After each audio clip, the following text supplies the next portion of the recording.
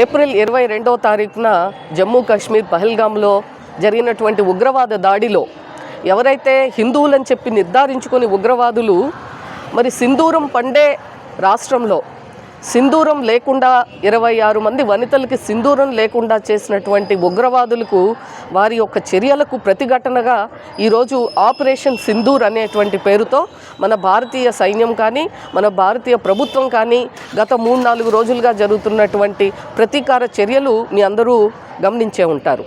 మొట్టమొదటిగా మనం ఏదైతే పాకిస్తాన్ ఆక్యుపైడ్ జమ్మూ అండ్ కాశ్మీర్ కానీ 100 కిలోమీటర్లు లోపలికి కూడా వెళ్ళి పాకిస్తాన్ లోపలికి వెళ్ళి ఏదైతే తీవ్రవాద స్థావరాలు ఉన్నాయో జైషే మహమ్మద్ కానీ లష్కర్-ఈ తోయిబా కానీ అలాంటి వారి సంస్థలన్నింటినీ కూడా నిర్వీర్యం చేసినటువంటి సందర్భం మొన్న చూసాం. అయితే నిన్న దానికి పాకిస్తాన్ వారు బుద్ధి తెలుసుకోకుండా చేసింది తప్పు అని తెలుసుకోకుండా మళ్ళీ భారతదేశం మీద ప్రతీకార చర్యలు వారు మనం దాడి చేసినప్పుడు ఎక్కడా కూడా సివిలియన్స్ కానీ మిలిటరీ స్థావరాలు కానీ చూడలేదు. ఒట్టి తీవ్రవాద స్థావరాల మీదనే ఆ రోజు ప్రెసిషన్ స్ట్రైక్స్ చేయటం జరిగింది.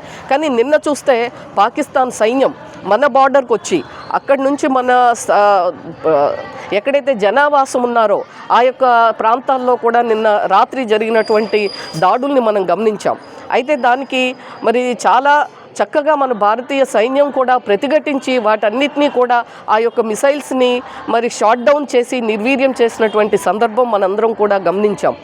ఏదైతే ఈ ఆపరేషన్ సింధూర్ 2 వీరవనితల సారథ్యంలో ఈరోజు విజయవంతంగా జరుగుతూ ఉందో వారికి మరి ఆ భగవంతుడు ముఖ్యంగా హనుమంతుడు అంటేనే ధైర్యం, స్థైర్యం, అభయం, సాహసం, ఛేదించేటువంటి శక్తి, యుక్తి అన్నీ ఉన్నటువంటి ఆ హనుమంతుడి యొక్క బలం మన భారతదేశ సైన్యానికి ఎవరైతే మన బార్డర్లో ఈరోజు మనందరం కూడా ఇక్కడ ఉండి ఈ విధంగా ఈ యొక్క దేవాలయంకి వచ్చి ఆ హనుమంతుడిని ప్రార్థించుకుంటున్నామంటే మన బార్డర్లో ఉన్నటువంటి ఆ రాష్ట్రాల్లో ఉన్నటువంటి సైన్యం మరి మన కోసం అక్కడ ప్రాణాలు ఒడ్డి ఈరోజు గమనించాం. ఈరోజు ఉదయం ఉమ్మడి అనంతపురం జిల్లాకి చెందినటువంటి ఒక వ్యక్తి మరి బార్డర్లో నిన్న పాకిస్తానీలు జరిపినటువంటి కాల్పుల్లో వీరమరణం పొందినటువంటి సందర్భం.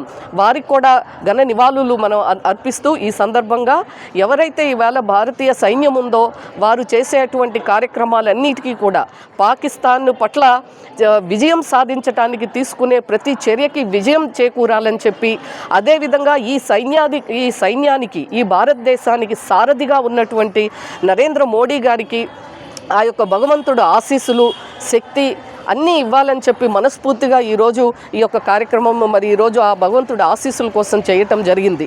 అయితే రేపు కూడా ఇవాళ చాలామంది రాలేకపోవచ్చు ఇక్కడికి. కానీ ఈ వీడియో ఇది చూసిన ప్రతి ఒక్కరూ కూడా మనకు గుడి లేని ఊరు లేదు, అలాగే దేవుడు పటము లేని ఇల్లు ఉండదు.